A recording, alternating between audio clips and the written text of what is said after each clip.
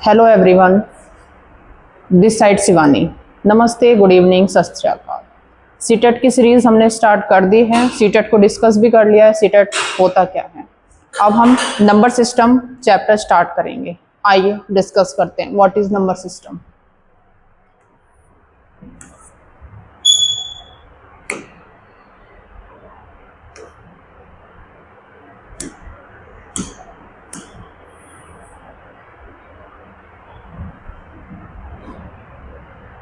आप इसमें पढ़ेंगे number, natural number, whole number, integers, fractions, decimal, rational number, divisibility rule. ये सारे आपके नंबर सिस्टम के टॉपिक्स हैं जो हम एक बार में कवर करेंगे आज।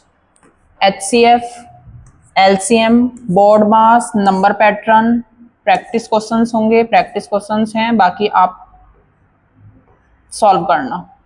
ये पूरा नंबर सिस्टम आज हम एक बार में डिस्कस करेंगे। अलग अलग डिस्कस करना जरूरी नहीं समझा मैंने, तो मैं एक बार में डिस्कस करेंगे।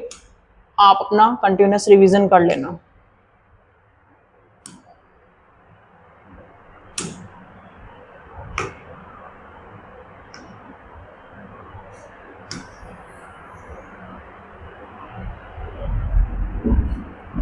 फर्स्ट टॉपिक है आपका natural number and whole numbers. तो नेचुरल नंबर आपका क्या होता है? काउंटिंग नंबर स्टार्टिंग फ्रॉम 1, जो आपका 1 2 3 4 5 एंड सो ऑन इन्फिनिटी तक जाता है। ये आपका नेचुरल नंबर होता है। तो सिंपल लर्न करने का तरीका है, नेचुरल नंबर जो आपके 1 से स्टार्ट होते हैं और इन्फिनिटी तक जाते हैं वो आपके नेचुरल नंबर होते हैं। अभी हम होल नंबर्स को डिस्कस करेंगे। तो होल नंबर्स कहाँ से स्टार्ट होते हैं? 0 से। 0 1 2 3 4 5 6 and so on. Natural number including 0। Whole numbers में 0 इंक्लूड करके बाकी सारे नेचुरल नंबर्स होते हैं। ये आपका दोनों में मेन डिफरेंस है। नेचुरल नंबर स्टार्ट होता है 1 से and infinity so on. Whole number start होता है 0 से एंड ऑल नेचुरल नंबर्स।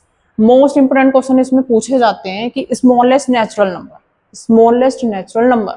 तो सबसे छोटा नेचुरल नंबर बताना है तो आपका 1 होगा। फिंगर्स पे आपको ये लर्न होना चाहिए ताकि आपको रिवाइज करने की नीड ना हो। जैसे आपको बोला जा रहा है वैसे आपको फिंगर्स पे लर्न करना है। स्मॉलेस्ट नेचुरल नंबर 1 है। No largest natural number. Largest क्यों नहीं होगा? अब ये क्वेश्चन पुटअप होता है कि लार्जेस्ट क्यों नहीं होगा। लार्जेस्ट इसलिए नहीं होगा क्योंकि आपका नेचुरल नंबर ये है, तो ये तो इन्फिनिटी तक है। तो आप कैसे बता सकते हैं लार्जेस्ट? जब कोई नंबर 1 2 3 से स्टार्ट होकर इन्फिनिटी तक जाता है तो आप लार्जेस्ट नहीं बता सकते हैं, आप स्मॉलेस्ट बता सकते हैं। तो स्मॉलेस्ट नेचुरल नंबर आपका 1 होगा। स्मॉलेस्ट होल नंबर आपका 0 होगा। No largest natural number, largest number कोई भी लार्जेस्ट नहीं डिस्कस कर सकते क्योंकि इन्फिनिटी तक होता है। 0 is not a natural number. 0 natural number क्यों नहीं है? क्योंकि 0 इज अ होल नंबर और नेचुरल नंबर 1 से स्टार्ट होते हैं, इसलिए 0 is not a natural number. ये ट्रिकी क्वेश्चंस होते हैं जो एमसीक्यू में स्टूडेंट से पूछे जाते हैं, स्टूडेंट गलत कर देते हैं। बहुत सिंपल है, 0 is not a natural number, 1 is the smallest natural number. ये आपको लर्न होना चाहिए। Also called as counting numbers. Natural number के नेम से ना आके काउंटिंग नंबर के नेम से भी आपसे पूछा जा सकता है, तो आप कभी कंफ्यूज ना हो। Counting number is also called as natural number. अब आपका होल नंबर डिस्कस करते हैं। तो स्मॉलेस्ट होल नंबर आपका 0 है। Every natural number is a whole number. सारे नेचुरल नंबर क्या होते हैं? Whole number. सबसे ज्यादा इंपॉर्टेंट क्वेश्चन है कि every natural number is a whole number. सारे नेचुरल नंबर होल नंबर होते हैं but whole number natural number नहीं होते। कैसे? ये आपके में होल नंबर्स लिख रही हूँ, W for whole and N for natural.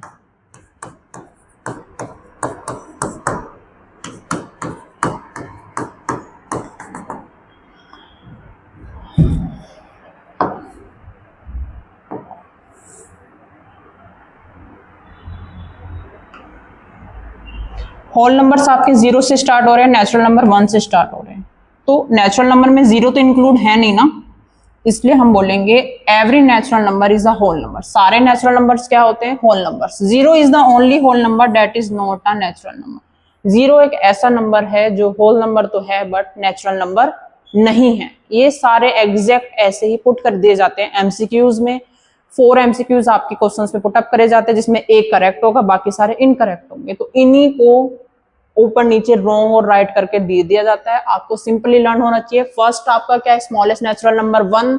Second आपका no largest natural number. Third आपका 0 is a natural number. 0 is not a natural number. 0 is a whole number. 0 is the only whole number that is not a natural number. Natural number start होते हैं 1 से और whole number start होते हैं 0 से. आपके number line जो होती है, नंबर लाइन नेगेटिव भी होती है 0 और पॉजिटिव भी होती है. ये आपकी होती है नंबर लाइन.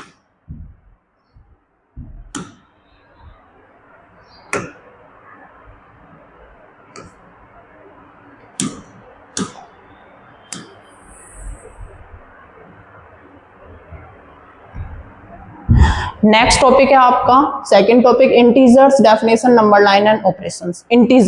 इंटीजर्स सिंपली आपके नंबर लाइन होते हैं. नंबर लाइन आपने हमेशा बनाई होगी, मैं आपको समझा देती हूँ. नंबर लाइन हम ऐसे ड्रॉ करते हैं, स्टार्टिंग हम सेंटर से 0 लेते हैं. अब ये सारा पॉजिटिव होता है एंड ये सारा नेगेटिव होता है. तो आपको सिंपली दिख रहा है ना, सारे नेगेटिव नंबर, सारे positive numbers including 0 are integers. और आपको सिंबल पता होने चाहिए. नेचुरल नंबर्स के लिए n यूज होता है, होल नंबर्स के लिए w यूज होता है. वहां कोई आपका होल नंबर्स लिखा आना जरूरी नहीं है, w भी लिखा आ सकता है, नेचुरल के लिए n भी लिखा आ सकता है. और इंटीजर के लिए सिंबल यूज होता है z. सिंबल्स आपको डायरेक्ट लर्न होने चाहिए. इंटीजर्स के लिए सिंबल यूज होता है z एक सिंबल यूज होता है. तो निगेटिव, पॉजिटिव और 0 इंक्लूड होगा तो ये आपके हैं integers. Negative integers, 0 and positive integers, natural numbers, ये आपके होते हैं इंटीजर्स. अब आपका इसमें यूज होता है addition, subtraction, multiplication, division. Addition, subtraction, multiplication, division में स्टूडेंट्स बहुत ज्यादा मिस्टेक्स करते हैं. सिंपली एडिशन में आपको करना क्या है, अगर आपके सेम साइन होंगे तो आपको ऐड करना है. देखिए आपका माइनस माइनस है, साइन तो सेम है ना, तो आपका हमेशा ऐड होगा. साइन सेम है, plus plus add, minus minus add. अगर साइन सेम है तो आपका ऐड होगा, साइन डिफरेंट है तो सब्ट्रैक्ट होगा. साइन डिफरेंट का मीनिंग क्या है, साइन डिफरेंट आपके ये रहे, प्लस माइनस तब भी सब्ट्रैक्ट होगा और माइनस प्लस तब भी क्या होगा, सब्ट्रैक्ट. तो ये सिंपल ट्रिक है याद करने की. अगर आपके साइन सेम है तो ऐड होगा, साइन डिफरेंट है तो आपका सब्ट्रैक्ट होगा. सब्ट्रैक्शन कैसे होगा, change sign of second number and add. आपको एक वैल्यू गिवन है, आप सोचोगे इसमें सब्ट्रैक्शन होना है, बट पहले सब्ट्रैक्शन से पहले आपको साइन चेंज करने हैं. बोर्ड मास के अकॉर्डिंग ब्रैकेट ओपन होता है ना. अब मैंने बोला था आपको सेम साइन सेम है तो ऐड होगा, तो आपका आंसर है 8. तो आपको पहले साइन चेंज करने हैं, ब्रैकेट ओपन करना, उसके बाद उसको सॉल्व करना है. सिंपली ये नहीं कि सब्ट्रैक्ट है तो सब्ट्रैक्ट कर दिया, क्योंकि ब्रैकेट ओपन करा, साइन चेंज हुआ और वैल्यू ऐड हो गई है. क्वेश्चन सब्ट्रैक्शन का था. तो फर्स्ट एडिशन में आप याद रखना, सेम साइन है तो एडिशन होता है और डिफरेंट साइन है तो सब्ट्रैक्शन होता है. सब्ट्रैक्शन में साइन चेंज होते हैं. मल्टीप्लिकेशन में आपके सेम साइन है तो पॉजिटिव, मल्टीप्लिकेशन में वही सेम साइन, ये जो आपको बोला गया है ना सेम साइन है तो पॉजिटिव, यही रूल एडिशन के लिए है और सेम रूल मल्टीप्लिकेशन के लिए. एडिशन और मल्टीप्लिकेशन का रूल सेम होते हैं. अब आपको डिफरेंट साइन गिवन है तो नेगेटिव होगा. अब डिफरेंट साइन ये है, ये आपके डिफरेंट साइन है तो आपका क्या होगा, नेगेटिव. एडिशन और मल्टीप्लिकेशन में रूल सेम है, सेम साइन पॉजिटिव और डिफरेंट साइन नेगेटिव.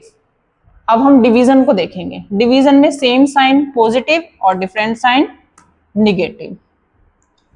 डिवीजन में अगर आपका ये लिखा है तो साइन तो सेम है ना, तो पॉजिटिव होगा. बट अगर आपके नेगेटिव हैं,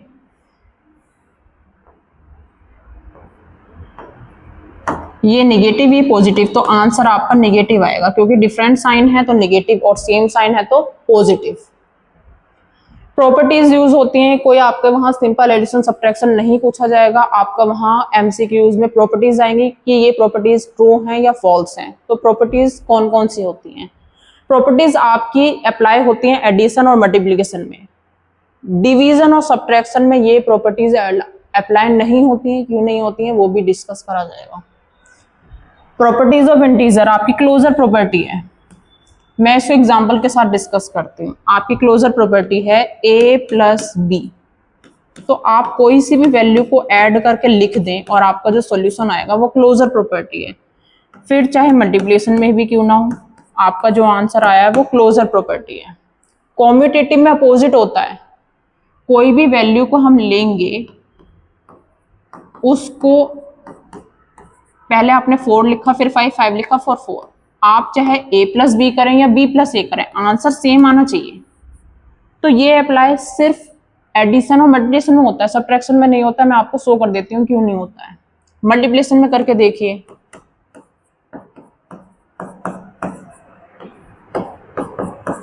मल्टीप्लिकेशन में भी आपकी इक्वल आ रही है, सब्ट्रैक्शन में करके देखते हैं। सब्ट्रैक्शन में आपने वैल्यू ली है, इसका आंसर है -1, इसका 1, क्या ये इक्वल आया? नो। कॉम्यूटेटिव लॉ का मीनिंग होता है a plus B is equal to B plus A. Same multiply के लिए भी होता है, आप इसको सीधे ऐड करें, अपोजिट ऐड करें, आपका आंसर सेम आएगा। Commutative law, closure law exact आपके एमसीक्यूज में पूछे जाते हैं। ये किस टाइप का लॉ है, या 2 वैल्यूज गिवन होंगी, आप इसमें कॉम्यूटेटिव लॉ को अप्लाई करें।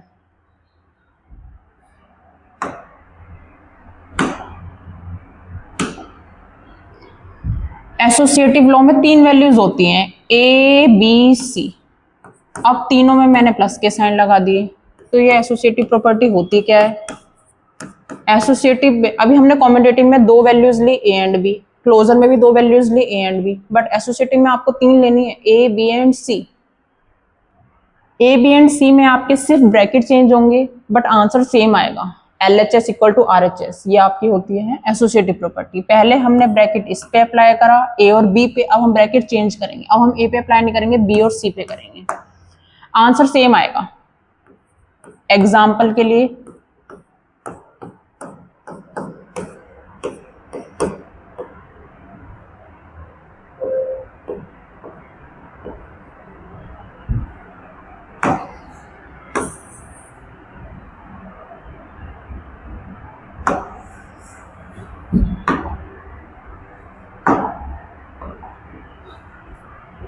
क्लोजर प्रॉपर्टी के लिए एग्जाम्पल है ये।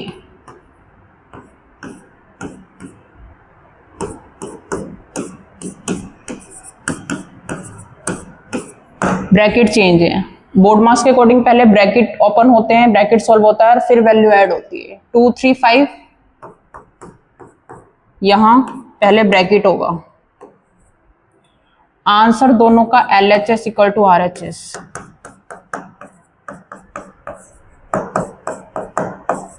इसको बोलते हैं एसोसिएटिव लॉ। आपके एसोसिएटिव लॉ में 3 वैल्यूज यूज होती हैं, ए बी सी। ब्रैकेट आपके चेंज हो जाएंगे और आंसर फिर भी सेम आएगा, बट ये अप्लाई सिर्फ मल्टीप्लिकेशन और एडिशन में होती है। सब्ट्रैक्शन में आप अप्लाई करके देख सकते हैं, मैं आपको शो कर देती हूँ, आंसर सेम नहीं आएगा। कोई भी एक एग्जांपल ले लेते हैं सब्ट्रैक्शन के लिए।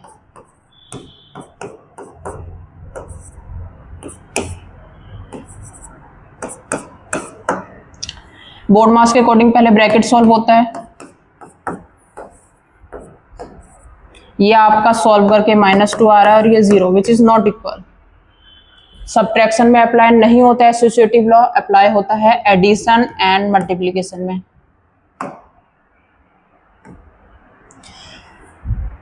मोस्ट इंपोर्टेंट और कंफ्यूजिंग डिस्ट्रीब्यूटिव लॉ। फर्स्ट हमने डिस्कस करा क्लोजर, सेकंड कॉम्यूटेटिव, जो अपोजिट, सिंपल ऐड करें अपोजिट ऐड करें आंसर सेम आएगा। एसोसिएटिव में 3 वैल्यूज होती हैं, ब्रैकेट चेंज होते हैं और आंसर सेम आएगा। LHS equal to RHS। Distributive law थोड़ा डिफरेंट है और स्टूडेंट्स के लिए कंफ्यूजिंग है। डिस्ट्रीब्यूटिव का मिलना होता है सिंपल, आप चीजों को डिस्ट्रीब्यूट करना। तो डिस्ट्रीब्यूटिव लॉ में भी देखो 3 वैल्यूज ली जाती हैं, बट यहाँ मल्टीप्लिकेशन का साइन है। आप ब्रैकेट ओपन करेंगे, जब आप ब्रैकेट ओपन करेंगे तो इस A की मल्टीप्लाई दोनों से होगी, A multiply C plus A multiply B। आप दोनों से मल्टीप्लाई करेंगे और उसके बाद वैल्यूज पुट करके अप्लाई करेंगे तो आंसर्स क्या आना चाहिए? सेम आना चाहिए। ये आपका डिस्ट्रीब्यूटिव लॉ है। बहुत कम है जो इसके क्वेश्चंस आते हैं, बट आपको पता होना चाहिए। मैक्सिमम क्वेश्चंस कॉम्यूटेटिव एसोसिएटिव से डायरेक्ट पूछ लिए जाते हैं। डिस्ट्रीब्यूटिव लॉ में अगेन मैं आपको बता देती हूँ, ABC होता है, जब आप ब्रैकेट ओपन करेंगे तो A की मल्टीप्लाई B से भी होगी और A की C से भी होगी, A क्रॉस B और A क्रॉस C। ये आपका डिस्ट्रीब्यूटिव लॉ है। आइडेंटिटी, आइडेंटिटी का मतलब क्या होता है? आइडेंटिटी मतलब आपकी आइडेंटिटी चेंज नहीं होती है, आपकी आइडेंटिटी सेम रहेगी। तो आप आइडेंटिटी में एडिटिव वैल्यू ऐसी लें। एडिटिव का मतलब है आप कोई वैल्यू ऐसी ऐड करें जो आइडेंटिटी चेंज ना हो, जिसकी पहचान चेंज ना हो। तो एडिशन में आप ऐसी कौन सी वैल्यू लेंगे जिसको ऐड करने के बाद वैल्यू चेंज ना हो, तो वो 0 होती है एडिटिव में। मल्टीप्लिकेशन में आपकी 1 होती है। अगर आप मल्टीप्लिकेशन में 0 लेंगे तो आप किसी भी वैल्यू को 0 से मल्टीप्लाई करेंगे, आंसर इज 0। तो मल्टीप्लिकेशन में होती है 1। मल्टीप्लिकेशन में अगर आप 1 से मल्टीप्लाई करेंगे तो आंसर चेंज नहीं होगा। तो आइडेंटिटी के लिए मल्टीप्लिकेशन में 1 यूज होता है और एडिशन में 0, जिससे वैल्यू चेंज नहीं होती है। तो आइडेंटिटी में क्या होता है, अगर आप 0 को ऐड करेंगे तो आंसर सेम आएगा, और मल्टीप्लिकेशन में आपका क्या होगा 1 से मल्टीप्लाई करेंगे तो आंसर सेम होगा। तो आपसे सिंपल पूछ लिया जाता है एडिटिव आइडेंटिटी, ऐसे पूछा जाएगा। एडिटिव आइडेंटिटी तो आपकी एडिशन के लिए जो होगी ना, एडिशन के लिए वो आपकी 0 होगी, और मल्टीप्लिकेशन के लिए जो होगी आपकी वो 1 होगी। मल्टीप्लिकेशन के लिए आपकी क्या होगी 1, आंसर क्या आएगा सेम। अब आपका होगा एडिटिव इनवर्स। इनवर्स का मीनिंग होता है अपोजिट। इनवर्स का मीनिंग क्या होता है, अपोजिट। अगर मैं आपका यहाँ 2 लूं तो इनवर्स में आपका -2 होगा, और इन्होंने बोला एडिटिव, तो एडिटिव के लिए आपको ऐड करना है। तो प्लस माइनस माइनस वही अपोजिट साइन है तो सबट्रैक्ट होगा, तो आपका आंसर क्या आएगा 0। तो एडिटिव आइडेंटिटी, एडिटिव इनवर्स में आपका अपोजिट वैल्यूज ली जाती हैं। अगर -3 है तो हम 3 लेंगे, साइन चेंज होगा। a plus minus A, answer is 0। Additive inverse में आंसर क्या आता है 0 आता है।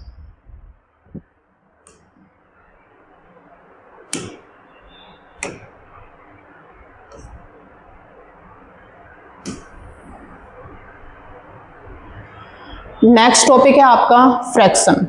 अभी तक जितने भी टॉपिक्स पढ़े गए हैं वो स्टार्टिंग है नंबर सिस्टम की, जहां से बिल्कुल बेसिक से क्वेश्चंस आते हैं, एज इट इज पुट कर दिए जाते हैं। पेपर 1 के लेवल में और पेपर 2 के लेवल में थोड़ा डिफरेंस होता है। तो पेपर 1 में आपके as it is values put कर दी जाती है, पेपर 2 में लैंग्वेज और थोड़ी घुमा के होती है, थोड़ा लेंथी होता है। तो अभी तक जितना पूछा गया है as it is questions put up कर दिए जाते हैं। थ्योरेटिकल क्वेश्चंस जो भी अभी properties, commutative, closure, associative, distributive, additive identity और आइडेंटिटी और एडिटिव इनवर्स डिस्कस करा गया, इसके exact simply questions put up कर दिए जाते हैं। अगर आपको साइन की कंफ्यूजन नहीं है तो आप सिंपल सॉल्व कर सकते हैं, गलत नहीं जाएंगे। फ्रैक्शंस, तो फ्रैक्शंस, टाइप ऑफ फ्रैक्शंस क्या होते हैं? Type of fractions, proper, improper, mixed, like, unlike, equivalent, unit fraction. Unit fraction में आपका देखो फ्रैक्शन होता क्या है, फ्रैक्शन होता है न्यूमरेटर डिवाइडेड बाय डिनोमिनेटर। ऊपर की वैल्यू आपकी न्यूमरेटर होती है और नीचे की होती है डिनोमिनेटर। तो प्रॉपर में आपका fraction numerator divided by denominator, proper fraction में आपका डिनोमिनेटर बड़ा होगा।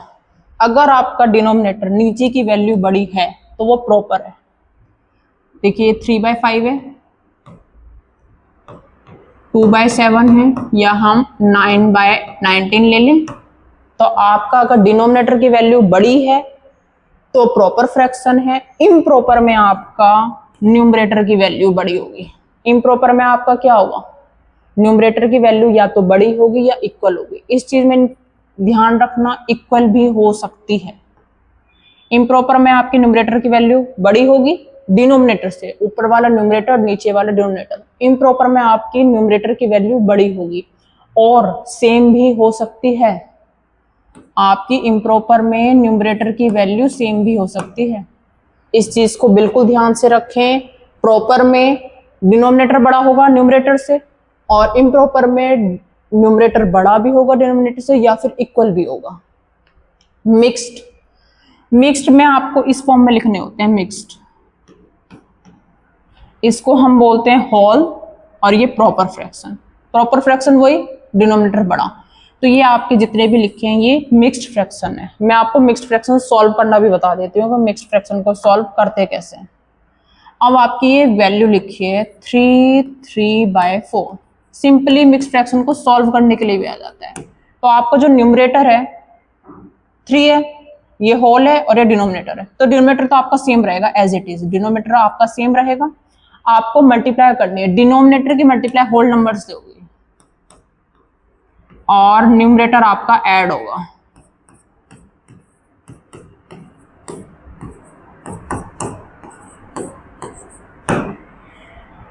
एक दूसरा एग्जांपल ले लेते हैं, मिक्स्ड फ्रैक्शन को सॉल्व करना आना चाहिए। डिनोमिनेटर आपका सेम रहेगा, डिनोमिनेटर की न्यूमरेटर से होल नंबर से मल्टीप्लाई एंड ऐड, ये आपका होता है मिक्स्ड फ्रैक्शन। लाइक फ्रैक्शन में आपके सिंपल है, लाइक अनलाइक और यूनिट फ्रैक्शन में कंफ्यूज नहीं होना है। लाइक फ्रैक्शन में आपके डिनोमिनेटर सेम होते हैं, सेम डिनोमिनेटर। लाइक फ्रैक्शन में डिनोमिनेटर क्या होते हैं, same.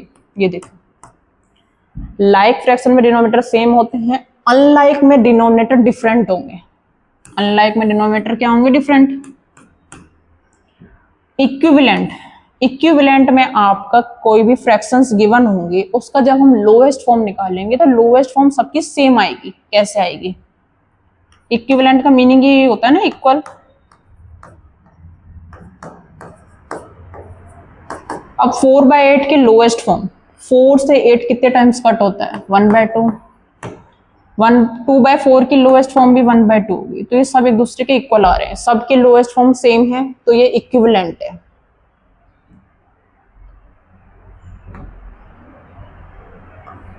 Unit fraction, unit fraction में आपका न्यूमरेटर हमेशा 1 होगा। यूनिट फ्रैक्शन में न्यूमरेटर हमेशा ऑलवेज क्या होगा, 1। डिनोमिनेटर कुछ भी हो, यूनिट में अगर न्यूमरेटर आपका 1 है तो आपका यूनिट फ्रैक्शन है। तो अभी हमने proper, improper, mixed, like, unlike, equivalent, unit fraction को डिस्कस करा। यूनिट फ्रैक्शन से इनसे सिंपल क्वेश्चंस पूछे जाते हैं, बाकी असेंडिंग डिसेंडिंग के क्वेश्चंस भी इससे आते हैं, ग्रेटेस्ट, लार्जेस्ट, ये भी पूछा जाता है। अभी हमने प्रॉपर, इम्प्रॉपर ये सब फ्रैक्शन डिस्कस करें, इसके एडिशन के क्वेश्चंस आते हैं, सब फ्रैक्शन के क्वेश्चंस आते हैं, मल्टीप्लिकेशन और डिवीजन के आते हैं, और सबसे ज्यादा मोस्ट इंपोर्टेंट कंपैरिजन, कि कौन सा वैल्यू लार्जेस्ट है, कौन सी स्मॉलेस्ट है, कंपैरिजन के लिए आते हैं। तो एडिशन में आपका ये रहा 1/3 + 1/4। तो इसका एक सिंपल मेथड है एलसीएम मेथड और क्रॉस मल्टीप्लिकेशन मेथड। तो क्रॉस मल्टीप्लिकेशन मेथड इजी होता है, आप इसका क्रॉस मल्टीप्लाई करेंगे,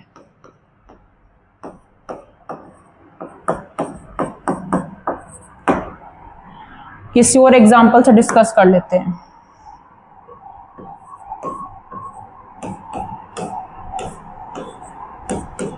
सिक्स और 4 का हम एलसीएम लेंगे, तो एलसीएम मेथड क्या है,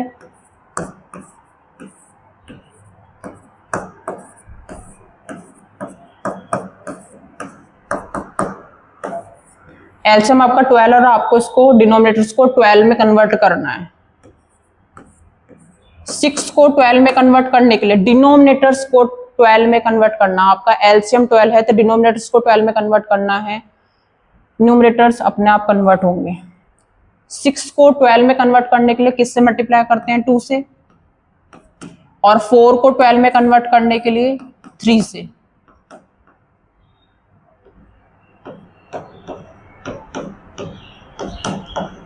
आपके डिनोमिनेटर सेम हो चुके हैं, आप इसको ऐड कर सकते हैं।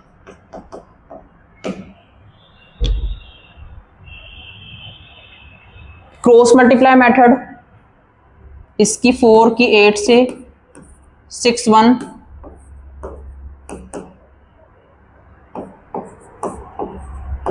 अब आपका क्रॉस मल्टीप्लाई मेथड स्टूडेंट्स के लिए इजी पड़ता है अगर आपकी डिनोमिनेटर की वैल्यू सिंगल डिजिट है। लोएस्ट फॉर्म अब आपका आया है 14/24, तो आपको इसकी लोएस्ट फॉर्म बनानी है। 14 और 24 किसके टेबल में आता है, एग्जैक्ट 2। आप देख सकते हैं, चाहे आप एलसीएम मेथड अप्लाई करें, चाहे आप क्रॉस मल्टीप्लाई मेथड अप्लाई करें, जिसको जो इजी लगता है वो अप्लाई कर सकते हैं, but answer always same, answer में कोई डिफरेंस नहीं होगा। क्रॉस मल्टीप्लाई मेथड इजी लगता है या एलसीएम, वो आप पे डिपेंड करता है आपको क्या करना है। एडिशन का क्वेश्चन कंप्लीट हो चुका है। मल्टीप्लिकेशन के लिए कोई भी वैल्यू ले लेते हैं, या आपका गिवन है। मल्टीप्लिकेशन के लिए न्यूमरेटर के न्यूमरेटर से मल्टीप्लाई और डिनोमिनेटर के डिनोमिनेटर से मल्टीप्लाई, बट अगर न्यूमरेटर डिनोमिनेटर से कट हो रहा है तो आप उसको कट भी कर सकते हैं। 3 से 3 कट हो रहा है, 2 के टेबल में 4 कितने टाइम आता है, 2, तो आपका आंसर 1/2 है। दूसरा एग्जांपल लेते हैं,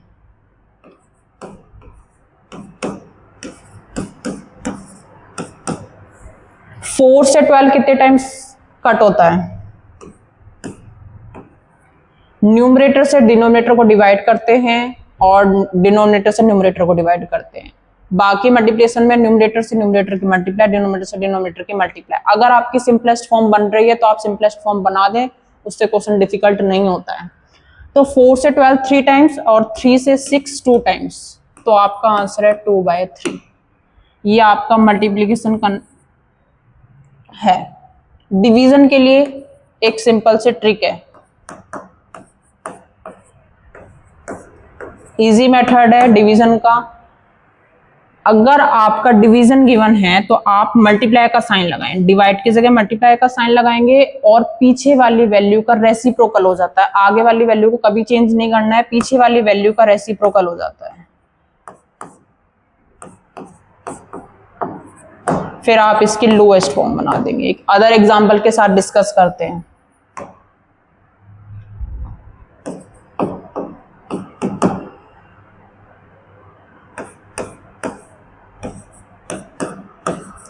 आपका डिवीजन है, डिवीजन को मल्टीप्लाई और रेसिप्रोकल। 4 से 4 कट, 5 के टेबल में 10 कितने टाइम आता है? 2, and this is your answer. तो डिवीजन में सिंपल है, आप मल्टीप्लाई लगाएंगे और पीछे वाली वैल्यू का रेसिप्रोकल कर देंगे। उसके बाद same as it is multiplication का रूल अप्लाई होना है। अब जो मोस्ट इंपोर्टेंट है, अभी तक हमने एडिशन, सब्ट्रैक्शन और डिवीजन को डिस्कस करा, बट वहां पूछा जाता है कंपैरिजन, लार्जेस्ट स्मॉलेस्ट। ये बहुत कम है जो वहां एग्जैक्ट पूछे जाते हैं। इजी पेपर आया तो सिंपल एडिशन, सब्ट्रैक्शन है, डिवीजन है। बट अगर थोड़ा मॉडरेट आएगा तो आपके कुछ नहीं, सिंपल आपका लार्जेस्ट, स्मॉलेस्ट, असेंडिंग, डिसेंडिंग और कंपैरिजन। तो ये तो आपका सिंपल था। आपसे पूछा तो कंपैरिजन जाता है। कंपैरिजन में आपको सिंपल ये बताना होता है कौन सा बड़ा कौन सा छोटा। उसके लिए पहले वही जो हमने रूल अप्लाई करा है एडिशन, सब्ट्रैक्शन, मल्टीप्लिकेशन, डिवीजन में, वो सारे रूल्स इसमें अप्लाई होने होते हैं। कंपैरिजन में आपका बोला गया 3/4 एंड 2/3। मैं एक अदर एग्जांपल ले लेती हूँ।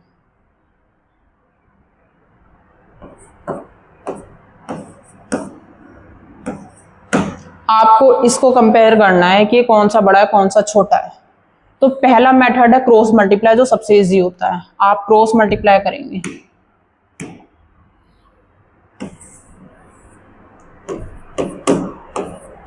डिनोमिनेटर की न्यूमरेटर से मल्टीप्लाई होती है, डिनोमिनेटर ही ऊपर जाएगा।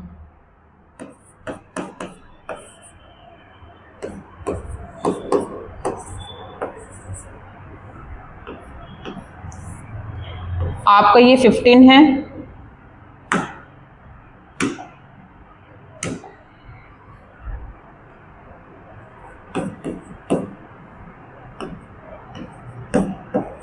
Cross multiply.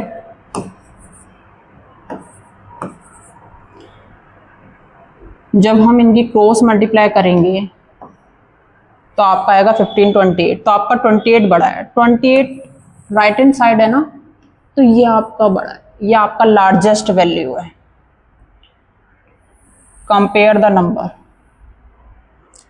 अब आपसे स्मॉलेस्ट पूछी जाएगी तो स्मॉलेस्ट वैल्यू ये है और ये आपकी स्मॉलेस्ट है। ये आपका क्रॉस मल्टीप्लाई मेथड है। एलसीएम मेथड से भी कर सकते हैं। एलसीएम मेथड के लिए 4 और 3। अब 4 और 3 एक डिफरेंट नंबर है जो एक दूसरे के टेबल में नहीं आते। जब टेबल में नहीं आते तो आप इनकी सिंपल मल्टीप्लाई करेंगे, 4 3 से 12, जो कि आपका एलसीएम होगा।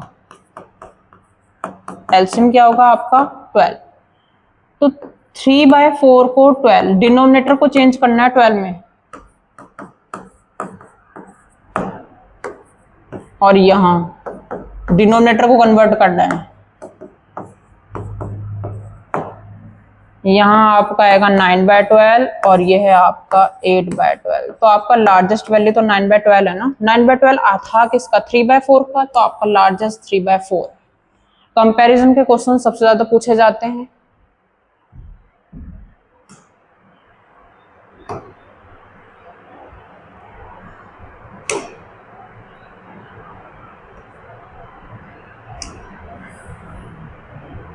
अब आपका टॉपिक है decimal, place value, conversion and operation. Place value के सिंपल एज इट क्वेश्चंस आते हैं। आपको कोई वैल्यू गिवन है,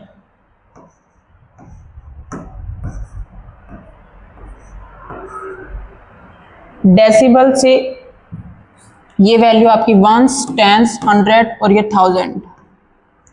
डेसिमल से पीछे वाली वैल्यूज को आप वंस कभी नहीं लेंगे, ये होगा आपका 10th, 100, 1000। ये रहा 1/10, 100, 1000, सब में TH लग जाता है। अगर मुझे 5 की प्लेस वैल्यू लिखनी होती है तो हम 10th है ना, 5/10 लिखेंगे। 1 के लिए 1/100। डेसिमल से पीछे की जितनी वैल्यूज हैं वो 10th, 100, 1000 होंगी। डेसिमल से आगे वंस, टेंस, 100, 1000। इनकी प्लेस वैल्यू पूछी जाएगी। अगर आपसे 7 की प्लेस वैल्यू पुटअप करी जाए तो 7 के पीछे कितनी वैल्यूज हैं? 1 2 3, तो आपके 30 होंगे। ये आपकी प्लेस वैल्यू है 7 की। आपसे 3 की प्लेस वैल्यू पुट करी जाएगी तो 3 के पीछे एक डिजिट है ना, तो आपका 10 होगा। ये आपकी प्लेस वैल्यूज है। टॉपिक है फ्रैक्शन। फ्रैक्शन में आपका डेसिमल फ्रैक्शंस होते हैं, टर्मिनेटिंग, नॉन टर्मिनेटिंग है, जो कि बहुत कम पूछा जाता है, आपसे डिस्कस कर लेते हैं। फ्रैक्शन में divide the numerator by denominator. ये आपका 3/4 है, तो आप इसको डिवाइड करेंगे तो आपका 0.75 आएगा, जो कि डेसिमल फॉर्म है। डेसिमल फॉर्म हम ऐसे भी लिख सकते हैं, 2/5 है, तो आप इसको डिवाइड करिए 0.4, तो ये इसकी डेसिमल फॉर्म है। Decimal form simple as it is भी पूछ ली जाती है। नीचे अगर 100 गिवन है तो आपके 2 0 हैं, तो बस 2 के आगे डेसिमल लगना है। अगर आपके 3 0 हैं तो 3 डिजिट के आगे डेसिमल लगना है।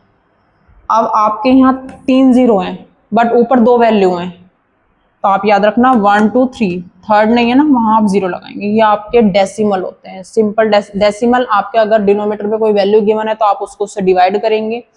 डिवाइड इस फॉर्म में करेंगे, 3/4 है तो आप डिवाइड करके लिखेंगे। बाकी अगर 1 0 है तो 0.5 डेसिमल होगा, 2 0 है तो 0.04, 3 0 है तो 3 डिजिट के आगे डेसिमल आपका अप्लाई होगा। ये आपके फ्रैक्शंस में डेसिमल होते हैं। देखिए ये आपका 0.25 है, डेसिमल रिमूव करेंगे तो डेसिमल पीछे 2 डिजिट है तो 100 आएगा। तो 100 से 25 कितने टाइम्स जाता है, ये आपको लर्न होना चाहिए। 5/10 है तो आपका 2 टाइम्स जाएगा। 25 के टेबल में 100 4 टाइम्स होता है, और 125 के टेबल में 1000। आप मल्टीप्लाई करके देख लीजिए, 8 टाइम्स आएगा आपका।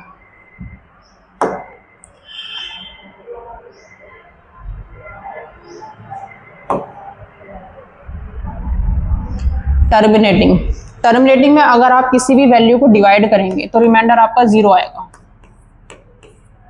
कंप्लीट डिवाइड हो रही है, कोई भी वैल्यू को अगर आप डिवाइड करेंगे और रिमाइंडर 0 है तो वो टर्मिनेटिंग है। अगर रिमाइंडर 0 है तो वो टर्मिनेटिंग है। Decimal and after final digit, कुछ डिजिट्स के बाद डेसिमल एंड हो जाएगा। रिमाइंडर, इसका सिंपल तरीका है, अगर रिमाइंडर 0 है, कंप्लीट डिवाइड हो रहा है तो टर्मिनेटिंग है, और कंप्लीट डिवाइड नहीं हो रहा है, वैल्यू रिपीट हो रही है, रिपीट हो रही है, रिपीट हो रही है, तो आपका नॉन टर्मिनेटिंग है। या आपने क्लास 9th में आपका डिस्कस होता है फर्स्ट चैप्टर में।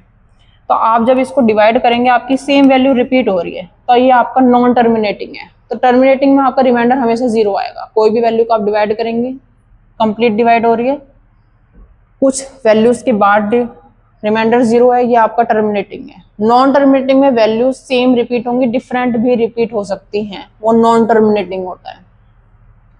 ऑपरेशंस में आपके सिंबल्स होते हैं, addition, subtraction, multiplication, division, comparing decimals, ये आपके ऑपरेशंस हैं।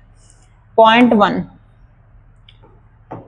का आप एक डेसिमल के पीछे 1/10, अगर आपका लिखा होगा 2, डेसिमल के पीछे 3 डिजिट है तो 1000 होगा। अगर मैं आपको लिखती हूँ 1.256, तो डेसिमल पीछे 3 डिजिट है ना,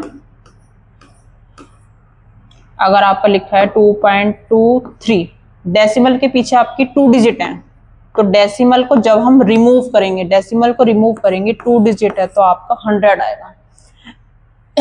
ये आपका क्वेश्चन है, डेसिमल से आप फ्रैक्शन में कन्वर्ट कर रहे हैं, तो डेसिमल से फ्रैक्शन में कन्वर्ट करने के लिए डेसिमल को रिमूव करेंगे तो आपके जितनी डिजिट हैं उतने जीरो आएंगे।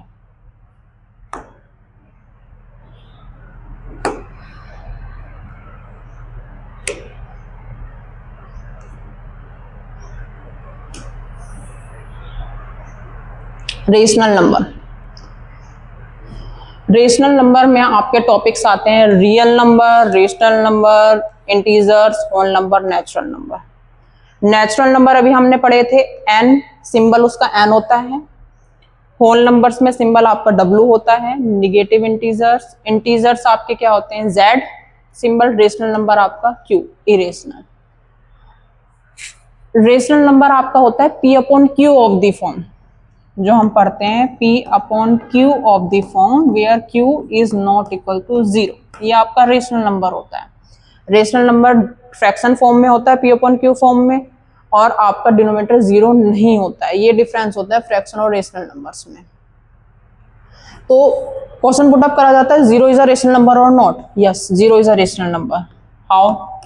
आप 0 को ये लिख सकते हैं ना, एंड सो ऑन, तो 0 इज अ रेशनल नंबर। अब आपके इसमें प्रॉपर्टीज अप्लाई होती हैं, जो हमने प्रॉपर्टीज पढ़ी थी, क्लोजर, कॉम्यूटेटिव, एसोसिएटिव, वो सब अब रेशनल नंबर्स में भी अप्लाई होंगी। Properties of rational numbers, closure, under closure property में आपका एडिशन, मल्टीप्लिकेशन एंड सब्ट्रैक्शन में अप्लाई होता है क्लोजर। क्लोजर प्रॉपर्टी आपकी एडिशन, सब्ट्रैक्शन और मल्टीप्लिकेशन में अप्लाई होगी, division by non zero closed नहीं होगी।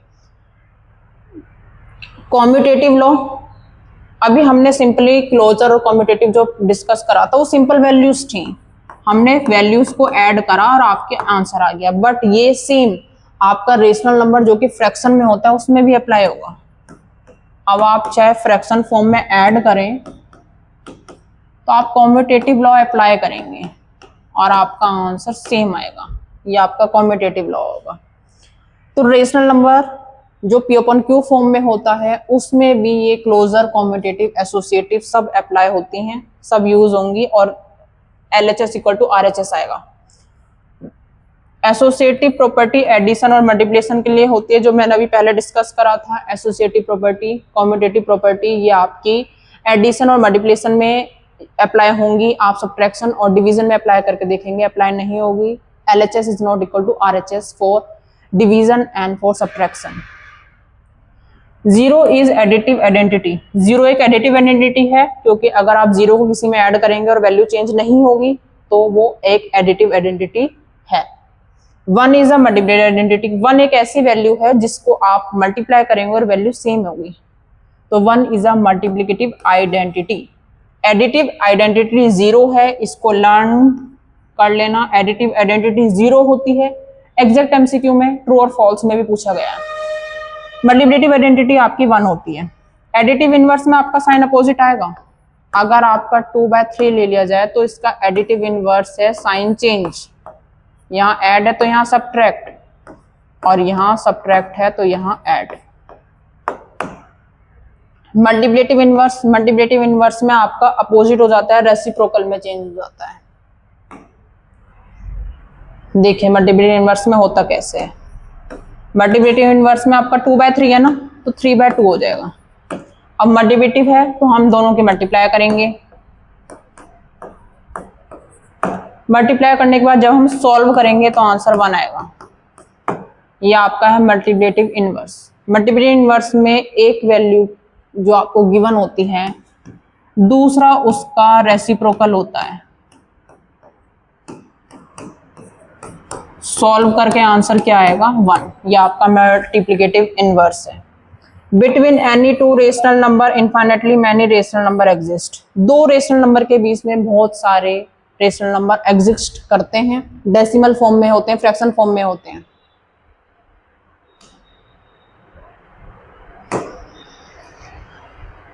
डिविजिबिलिटी रूल,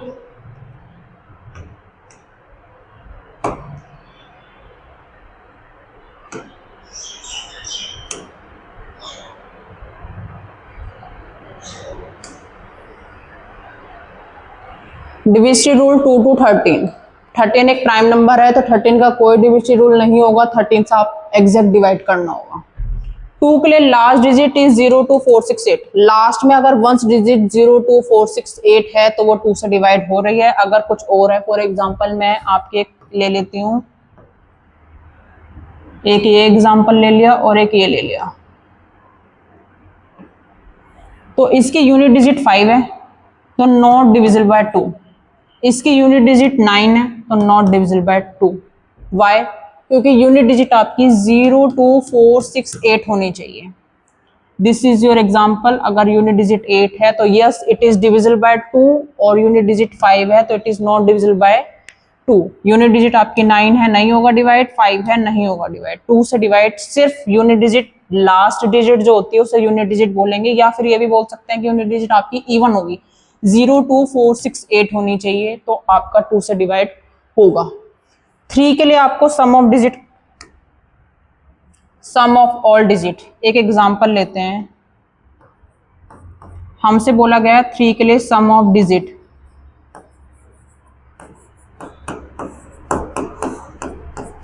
एग्जांपल है 2 3 5, इसको ऐड करते हैं।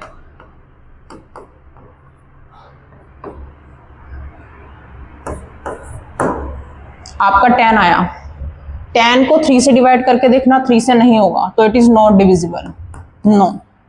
आपका क्या गिवन है, 1 2 3, इसका रूल लगाते हैं 1 + 2 + 3, जो कि आपका 6 आया, yes it is divisible.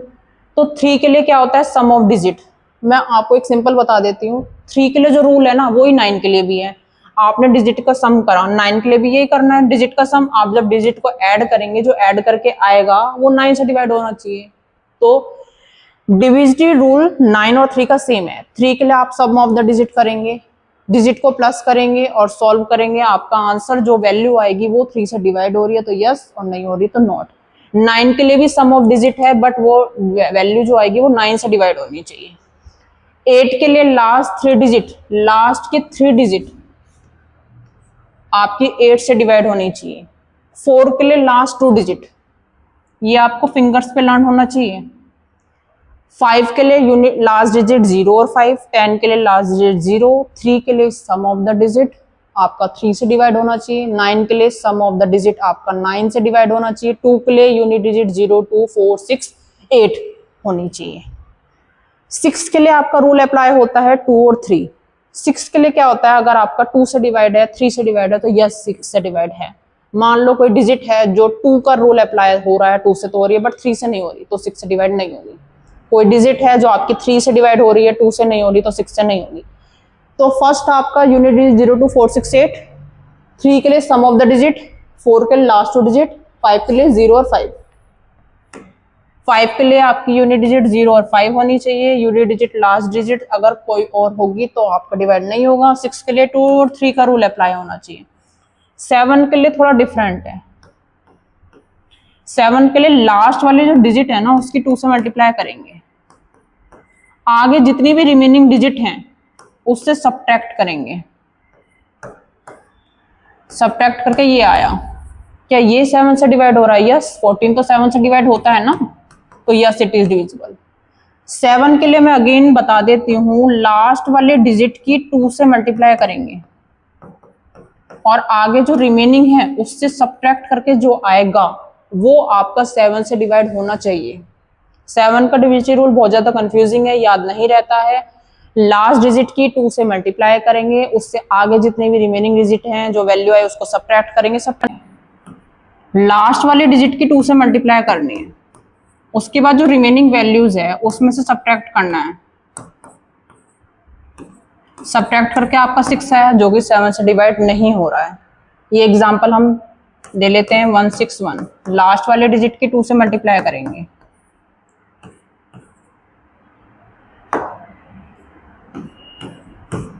Last वाली डिजिट की 2 से मल्टीप्लाई करेंगे, रिमेनिंग डिजिट क्या है आपके 16, इसमें से इसको सब्ट्रैक्ट करेंगे, आपका क्या आया 14।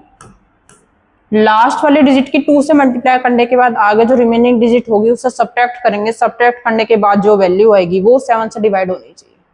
14 आपकी 7 से डिवाइड हो रही है तो यह इट इज डिविजिबल।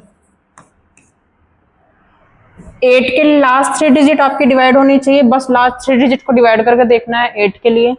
9 के लिए सम ऑफ डिजिट सारे डिजिट को प्लस करना है सेम 3 की तरह, और वो 9 से डिवाइड होनी चाहिए। 10 के लिए लास्ट डिजिट 0 होनी चाहिए। 11 का रूल डिफरेंट है। 12 के लिए देखिए 12 किसके टेबल में आता है, 3 और 4।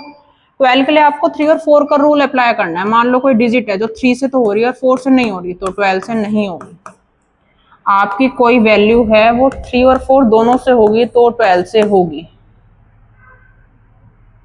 11 का रूल आपका है sum of digit, sum of odd, sum of even.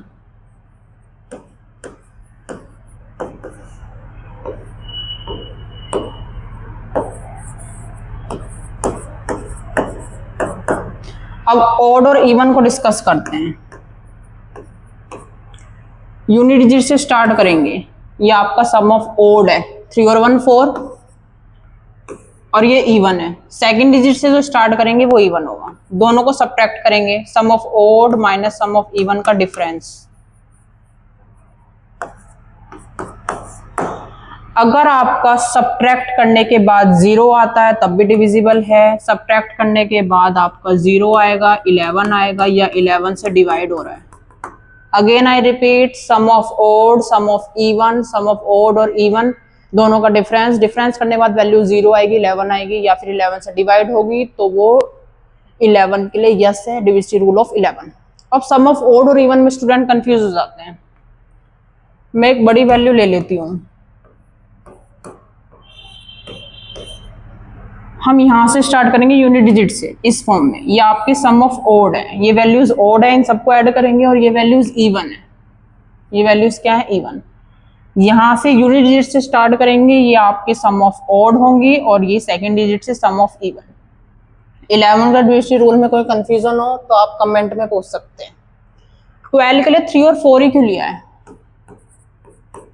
3 × 4 = 12। तो आप 3 और 4 का रूल अप्लाई करेंगे, क्योंकि जो हमने 3 और 4 का भी पढ़ा है। 13 × लास्ट डिजिट बाय 4। आप लास्ट डिजिट की 4 से मल्टीप्लाई करेंगे, add to the rest if divisible by 13। Last digit multiply by 4 and बाकी बची हुई को आप क्या कर देंगे, ऐड। 13 आया तो डिविजिबल है, और ऐसी वैल्यूज आएगी तो 13 से डिविजिबल होगी, अदरवाइज नॉट।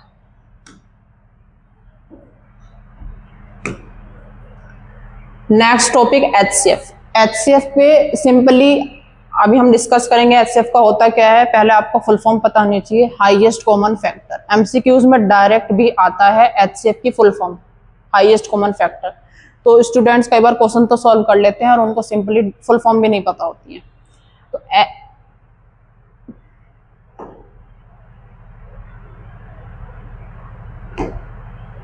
HCF क्या है,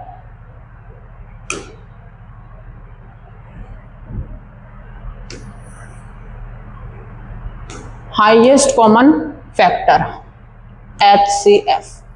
HCF का दूसरा नाम भी है, दूसरा नाम कभी स्टूडेंट्स पूछा जाता है, GCD। HCF से सबको याद होता है, GCD से किसी को याद नहीं होता है। ग्रेटेस्ट नंबर दैट डिवाइड 2 और more exactly, GCD, greatest common divisor. पहला मेथड है, दूसरा मेथड है और तीसरा मेथड है HCF निकालने का। HCF मेथड का पहला मेथड है, आपने 36 और 48 लिखा, तो मैं 36 के फैक्टर निकालती हूँ। LCM मेथड में होगा जब आप करेंगे सिर्फ प्राइम नंबर्स लेने हैं।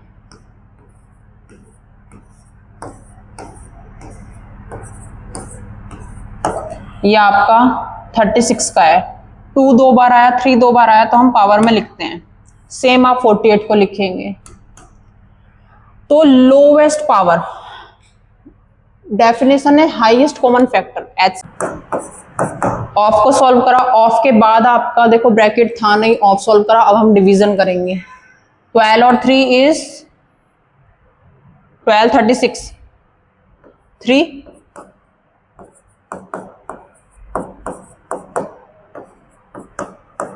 बोर्ड मार्क्स के अकॉर्डिंग अब हम मल्टीप्लाई करेंगे, फिर add,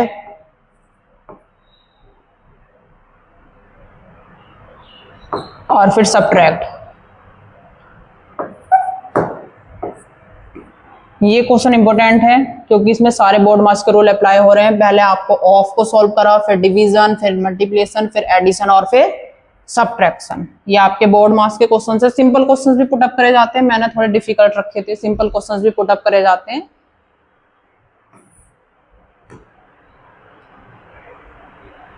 even number, even number आपका क्या होता है? नंबर डिविजिबल बाय 2, जो नंबर 2 से डिवाइड हो रहा है वो आपका इवन नंबर होता है। Number divisible by 2, 2, 4, 6, 8, 10। कोई नंबर अगर 2 से डिवाइड हो रहा है तो वो इवन नंबर है, और कोई नंबर अगर 2 से डिवाइड नहीं हो रहा है, if number is divisible by 2 then it is even, if number is not divisible by 2 then it is not even। Square, square की सिंपल एक तरीका है, स्क्वायर वो होता है उसी वैल्यू की उसी वाले वैल्यू से मल्टीप्लाई। आपको 3 का स्क्वायर पूछा जाएगा तो 3 की 3 से मल्टीप्लाई, आपको 9 का पूछा जाएगा तो 9 की 9 से मल्टीप्लाई। ये आपका स्क्वायर है। स्क्वायर को हम लिखते हैं इस फॉर्म में, पावर 2। तो स्क्वायर क्या होता है? n multiply n power 2, n square. 5 की 5 से multiply is 25, then this is your square number. Square number simple है, कोई वैल्यू गिवन है उसी की उसी से मल्टीप्लाई, वो आपका स्क्वायर नंबर होता है। क्यूब नंबर में आपके उस नंबर की 3 टाइम्स मल्टीप्लाई होती है। आपकी 2 की बोली जाए तो 2 का आपको 3 टाइम्स मल्टीप्लाई करना है, तो आप लिखेंगे पावर 3, n की power 3, and your answer is 8। Square में 2 टाइम्स मल्टीप्लाई होती है उस वैल्यू की, और क्यूब में 3 टाइम्स मल्टीप्लाई होती है उस वैल्यू की। Triangular number 1, 2, 3 and n, 1, 3, 6 n। ये ट्रायंगुलर नंबर फॉर्म कैसे हो रहे हैं? ट्रायंगुलर नंबर में एक फॉर्मूला अप्लाई होता है, आप n की वैल्यू पुट करेंगे, 2 की वैल्यू पुट करते हैं,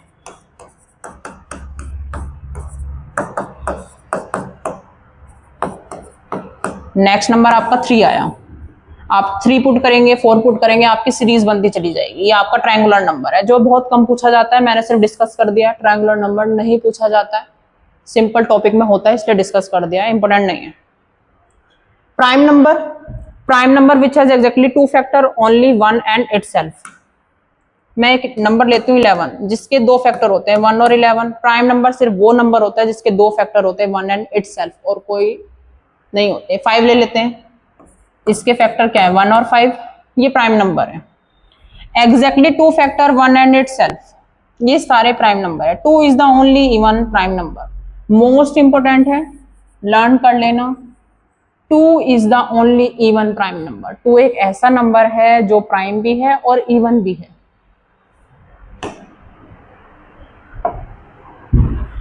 विच of the following is not a whole number? Whole number नहीं है। अभी हमने पढ़ा था होल नंबर 0 से स्टार्ट होते हैं, 0, 1, 2, 3, 4, लेकिन हमने कहीं भी नहीं पढ़ा था कि होल नंबर नेगेटिव होता है। नोट पूछा है ना, सबसे ज्यादा इंपॉर्टेंट है कि आप ये पढ़ लें कि क्वेश्चन में नोट है। सीटेट में सबसे ज्यादा यही होता है कि बच्चा ये पढ़ना भूल जाता है कि क्वेश्चन में पूछा गया। इसमें पूछा गया था नोट, और आप यहाँ चेक कर रहे होंगे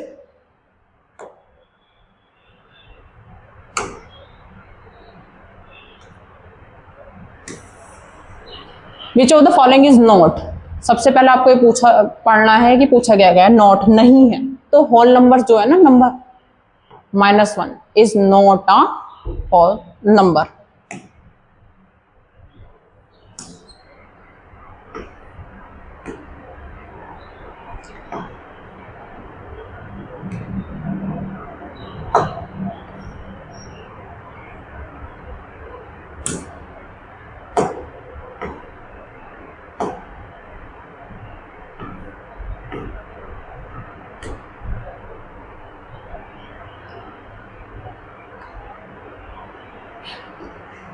नंबर सिस्टम के आपसे सारे टॉपिक्स डिस्कस कर दिए गए हैं, पूरा चैप्टर कंप्लीट हो गया है। कोई प्रॉब्लम हो तो आप कमेंट में पूछ सकते हैं। Thank you.